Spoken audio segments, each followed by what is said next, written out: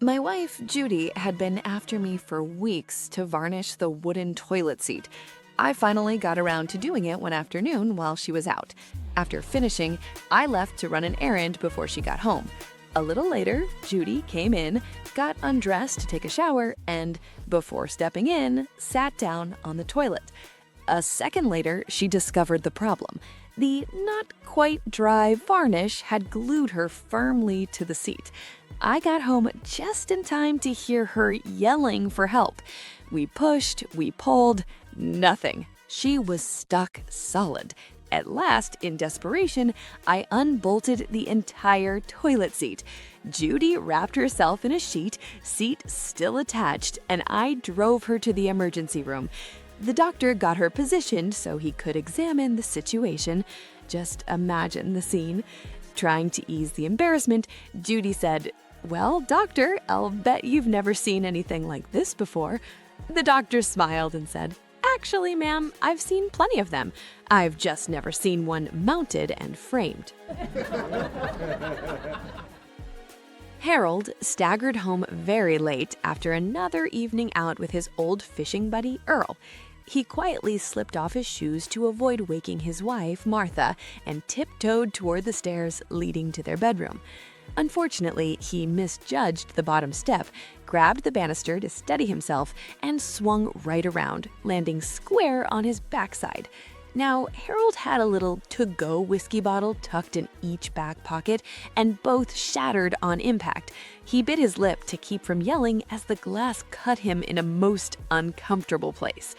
Trying to patch himself up, he tiptoed to the bathroom, pulled down his pants, and started sticking Band-Aids wherever he saw blood, using the hall mirror for help.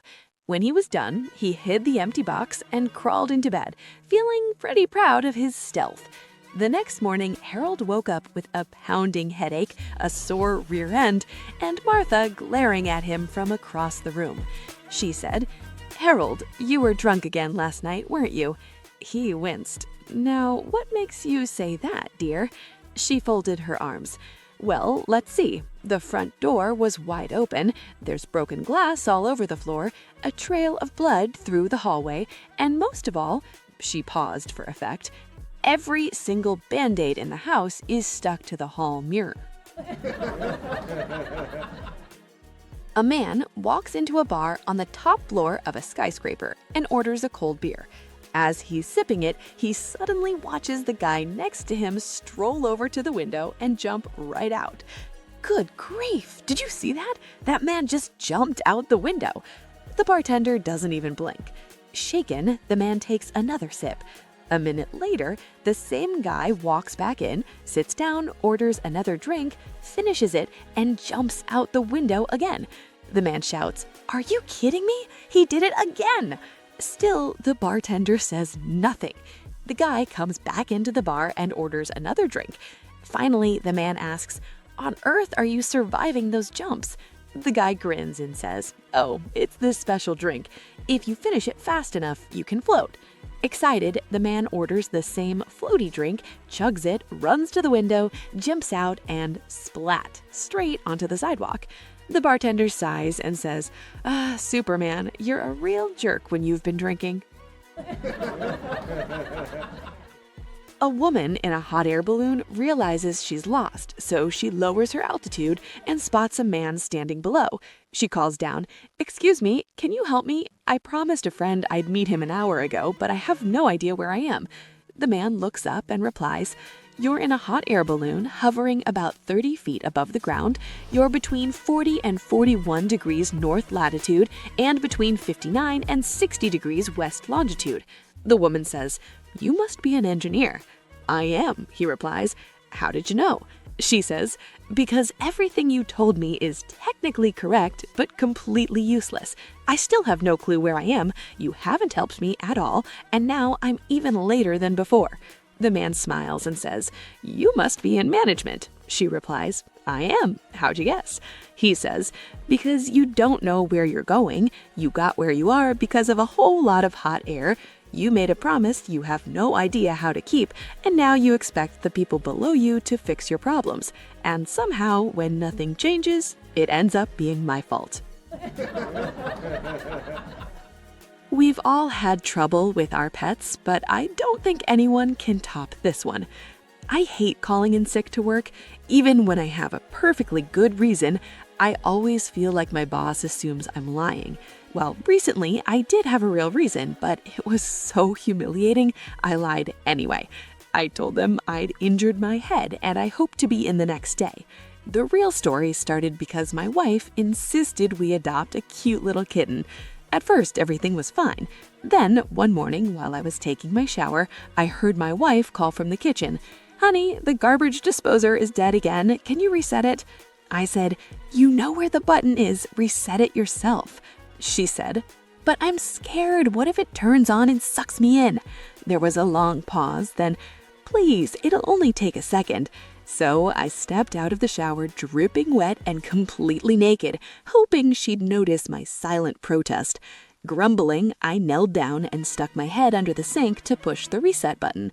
That's the last clear moment I remember. Suddenly, out of nowhere, our kitten attacked the dangling toys she spotted beneath me. Those little claws hooked in like Velcro. Instant panic, no rational thought, just pure flight mode. I shot straight upward with the full weight of a kitten hanging from my most sensitive region until my head slammed into the underside of the sink and knocked me cold. When I woke up, I was stretched out naked on the kitchen floor with my wife and 3 paramedics standing over me, trying and failing not to laugh. They'd been fully briefed on this situation. A few days later, I finally returned to work. Everyone wanted to know how I'd gotten the head injury. I just shook my head and said, "Too painful to talk about." "Why?" they asked. "Cat got your tongue?" If they only knew. A priest wakes up one Sunday morning to absolutely perfect golfing weather. After weeks of rain and wind, the sky is clear, the sun is shining, and there's just the slightest breeze. But of course, it's Sunday. He's supposed to lead the service. On impulse, he decides to play hooky. He calls the other priest in the parish and says, "I'm not feeling well. Can you take the service today?" As soon as he hears the church bells ring, he sneaks out to the golf course. Nobody will see him. Everyone is in church. Up in heaven, God and St. Peter are watching. St. Peter is outraged. "Lord, what are you going to do about this? He skipped church to golf." God just smiles. The priest steps up to the first tee, swings, and makes a hole-in-one. He's stunned. At the second hole, he swings again, another hole-in-one. The ball barely touches the grass. St. Peter throws up his hands. "I saw that. The breeze changed right at the last second. That was you." God still says nothing. At the next hole, the priest hits a terrible shot. The ball flies into the trees, hits a branch, rebounds, lands on the green, rolls in a perfect curve to the cup, circles it, rolls away, then slowly rolls back and drops in. St. Peter is beside himself. "Lord, he's having the best golf game of his entire life. This is punishment?" God finally answers, "Tell me, Peter, who's he going to tell? And if he does, who's going to believe him?" A man who is completely bald and has a wooden leg is invited to a costume party. He wants a costume that doesn't draw attention to either issue, so he writes to a fancy costume shop explaining his problem. A few days later, a package arrives with a note. "Dear sir, enclosed is a pirate costume. The bandana will cover your bald head, and with your wooden leg, you'll look like a real pirate." The man is offended. The costume highlights his wooden leg, so he writes a complaint. A week later, another package arrives with a note. "Dear sir, sorry about the pirate suggestion. Enclosed is a monk robe. It'll cover your wooden leg completely, and with your bald head, you'll look perfect." Now he's even more upset. First, they focused on the leg, now the head. He writes a much stronger letter. A few days later, he receives a very small box with one final note. "Dear sir, thank you for your feedback. Enclosed is a bottle of red syrup. Pour it over your bald head, let it harden, and then stick your wooden leg up your butt and go as a candy apple." Wanda stopped her dishwasher working, so she called her repairman. Since she had to be at work the next morning, she left him detailed instructions. I'll leave the key under the doormat. Just come in, fix the dishwasher, leave the bill on the counter, and I'll mail you a check. And don't worry about my dog, Spike. He won't bother you. She paused, then added very firmly, but whatever you do, do not talk to my parrot, under any circumstances. The next day, the repairman let himself in and immediately saw the biggest, toughest-looking dog he had ever laid eyes on. But just like Wanda promised, Spike didn't move. He simply watched calmly on the carpet while the repairman worked. The parrot, on the other hand, started in right away, squawking, yelling, mocking him, calling him names, and cursing like a sailor. It went on non-stop. After nearly an hour, the repairman finally snapped. He turned toward the bird and shouted, "Would you please shut up, you loud, ugly thing?" The parrot went silent for a moment, puffed up his feathers, and then hollered, "Get him, Spike!" And that, folks, is why men really need to follow directions. A gorilla at the zoo dies of old age just before opening time. He was the star attraction, the one animal everybody came to see. The zoo can't afford a new gorilla right away, so the owner makes a quiet offer to one of the workers. "We've got an old gorilla costume in storage. If you put it on and act like the gorilla for a while, I'll pay you an extra $100 a day." The worker agrees, puts on the suit, and goes into the enclosure. To his surprise, the visitors love him. He pounds his chest and swings around, and soon crowds are showing up just to see this amazingly lifelike gorilla. After a month, though, the excitement starts to die down, so he decides to put on a little stunt. He climbs to the top of the enclosure, swings over into the neighboring lion habitat, and hangs from the safety net above it. A huge crowd gathers, gasping and pointing. Then his hands slip. He falls right into the lion's den. Panicking, he starts yelling, "Help! Somebody help me! I'm not really a gorilla!" Suddenly, a massive lion leaps onto him, pinning him to the ground. The lion leans in close and whispers, "Pipe down, buddy, or you'll get us both fired." A woman, furious because her husband was late again, decided she'd teach him a lesson. She left a note on the dresser that read, "I've had enough. I've left you. Don't bother coming after me." Then she hid under the bed to watch his reaction. A few minutes later, he came home. He walked into the bedroom, saw the note, and paused. She held her breath. Then he picked up his phone and called someone. "She's finally gone. Yeah, I know. About time. I'm coming over. Put on that sexy French nightie. Love you. Can't wait." He hung up, grabbed his keys, and rushed out the door. She lay there, heartbroken, furious, with tears streaming. Eventually, she crawled out from under the bed and snatched up the note. On the bottom, he had written, "I can see your feet. Also, we're out of bread. Be back in 5 minutes." For his birthday, a wife decides to surprise her husband Dave by taking him to a strip club. As they walk in, the doorman grins and says, "Hey Dave, great to see you again." Dave's wife's eyes narrow. "You've been here before?" "No," Dave stammers. "He just, bowls with me." They take a seat. A waitress comes over and smiles. "The usual Budweiser, Dave?" She sets it down without even asking. Now the wife is really glaring. How does she know what you drink? Dave replies, "Honey, she's in the women's bowling league. We share lanes, that's all." Just then, a dancer rushes over, throws her arms around Dave and purrs, "Hi, Dave, want your usual private dance?" That's it. The wife grabs her purse and storms out. Dave runs after her and manages to jump into the cab before she slams the door.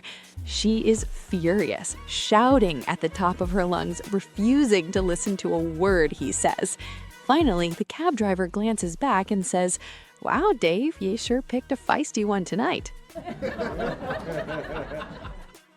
A brand new teacher noticed that the kids kept teasing one boy, calling him Mikey the moron. At recess, the teacher asked why. One of the boys said, "Because he is a moron. Watch this." He held out a big 50-cent coin and a smaller 1-cent coin. Mikey loved it both and, just like the kids expected, took the 50-cent piece. Later, the teacher pulled Mikey aside and gently said, "Mikey, the 50-cent piece might be bigger, but the $1 coin is worth more. You understand that, right?" Mikey sighed and said, "Of course I understand that, sir. Then why do you always choose the 50-cent piece?" Mikey grinned and replied, "Because the day I take the dollar is the day they stop giving me money." Rob says, "Hey, look at that. That woman is blowing kisses at me." Dave replies, "Just ignore her. Don't pay her any mind." Then the woman gestures for one of them to come up to her apartment. Rob says, "Did you see that? She's calling me." Dave insists, "Man, just don't go up there." "Why not? Why don't you want me to go see her?" Rob asks. Pleading now, Dave says, "Dude, just trust me, don't go." But Rob ignores him, runs into the building, and meets the woman. She takes him upstairs, and just as they're about to get into bed, they hear a car horn outside. The woman rushes to the window. "Oh no, that's my husband." "Uh-oh," Rob panics. "Don't worry," she says, pointing to a big pile of clothes. "I'll tell him you're the new housekeeper. Quick, start ironing." Rob spends the entire day ironing until he can finally sneak out. The next day, he goes straight to Dave's house and says, "You won't believe what happened. Her husband came home, so she made me iron a huge pile of clothes all day." Dave sighs and says, "I told you not to go. All those clothes you ironed, I washed yesterday." 3 guys living way up in the far north of Alaska were sitting in their local bar on a brutally cold winter night. They started arguing about whose cabin was the coldest. "It's freezing in mine," said the first guy. "You think that's cold? Mine's worse," said the second. "Nope," said the third guy. "My place is the coldest in the whole state."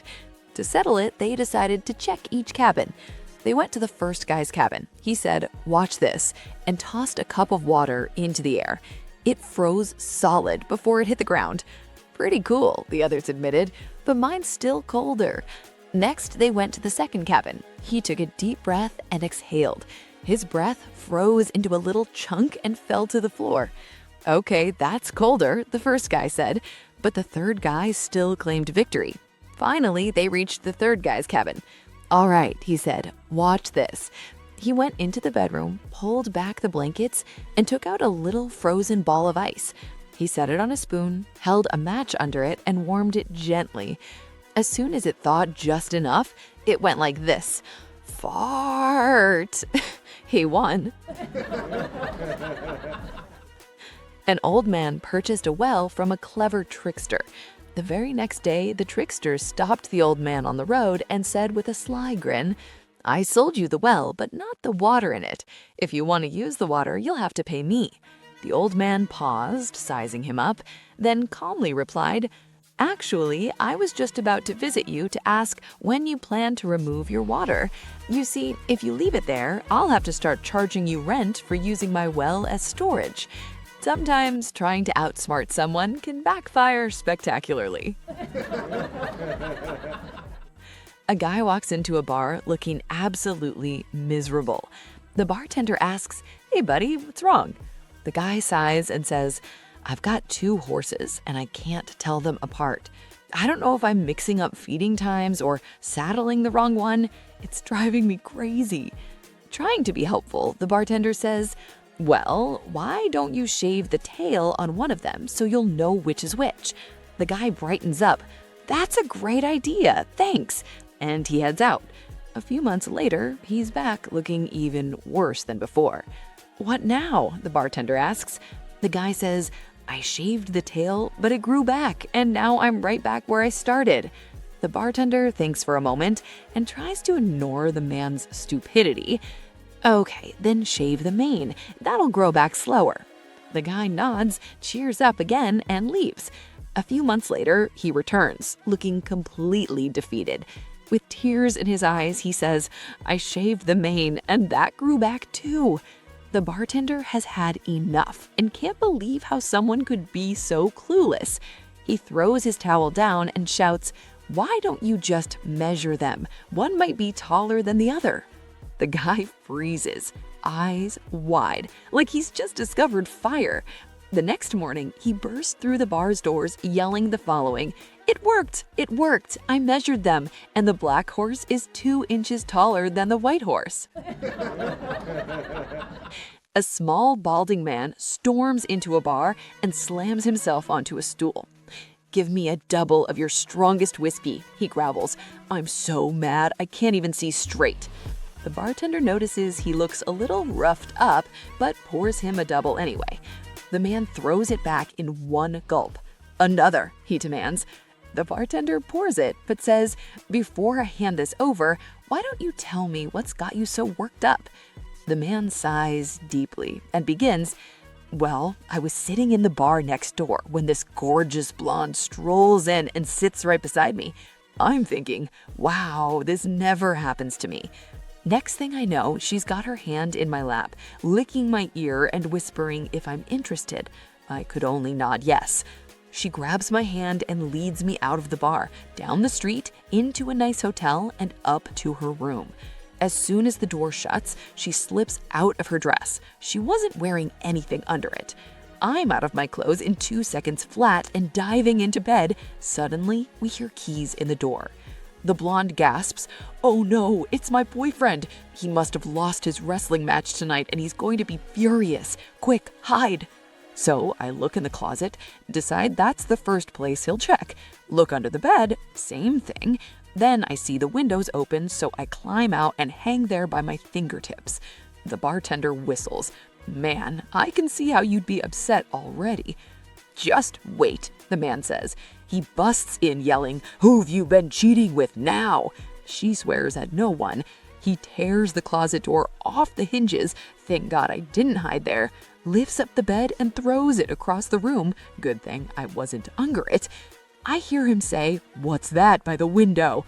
I think, oh no, I'm dead. But she distracts him and he storms into the bathroom. Water starts running a long time.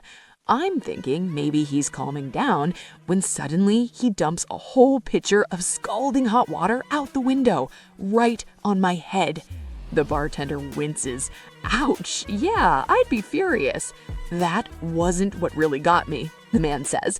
Then he starts slamming the window shut over and over, right on my fingers. Look at them, I can barely hold this glass. The bartender shakes his head. "Okay, yeah, that would have done it for me." "Nope," said the man. "That still wasn't what pissed me off." The bartender throws up his hands. "Then what finally made you mad?" The man gulps his drink and says, "I finally looked down, and I was only 6 inches off the ground." A guy walks into a bar and tells the bartender, "If you show me a wild trick, will you give me a free drink?" The bartender shrugs. "Sure, why not?" The guy reaches into his pocket and pulls out a tiny rat. Then out of the other pocket, he pulls a tiny, tiny piano. The rat stretches, cracks his knuckles, and starts playing the blues like a rodent Ray Charles. Stunned, the bartender pours him a free drink. After finishing it, the guy says, "Now, if I show you an even better trick, do I drink free all night?" "Buddy, if you can top that, you're drinking on me till closing." The man pulls the rat and piano out, and this time reaches into his coat and pulls out a small bullfrog. The frog clears his throat and starts belting out soulful blues lyrics. The rat's playing, the frog's singing. The bar is dead silent in awe. Suddenly, a man rushes up and says, "I'll give you $10,000 for that frog." The guy says, "Nope, not for sale." $25,000. Nope. $50,000. Cash. Deal. The bartender's jaw drops. "Are you crazy? That frog was a gold mine. Why'd you sell him?" The man smirks and says, "Relax, the frog can't sing, the rat's a ventriloquist." A small-town charity helping low-income families during the 2026 cost of living crisis noticed something unusual. They had never received a donation from the town's most successful and prominent lawyer, so the head of fundraising decided to give him a call.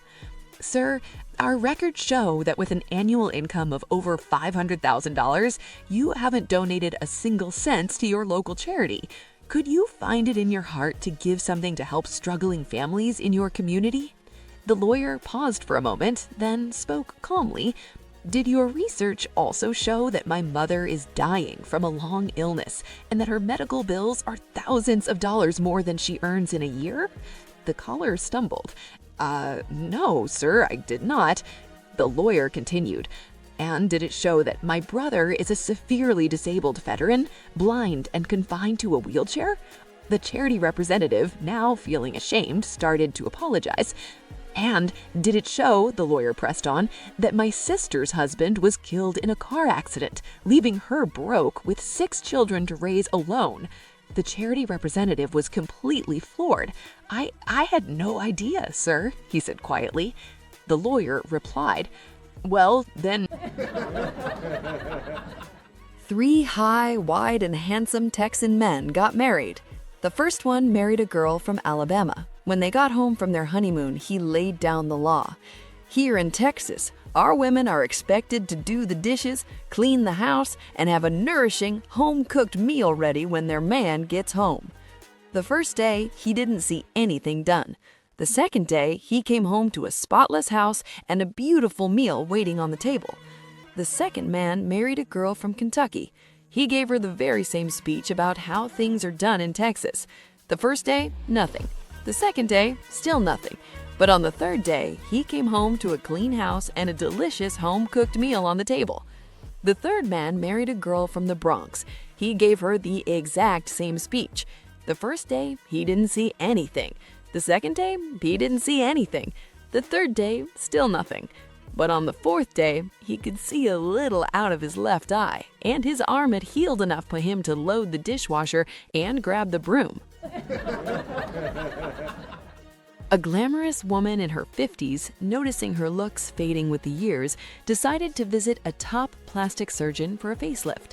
After the consultation, the surgeon told her about a new procedure called the key, in which a small key is placed on the back of a woman's head and can be turned to tighten up her skin, producing the effect of a brand new facelift.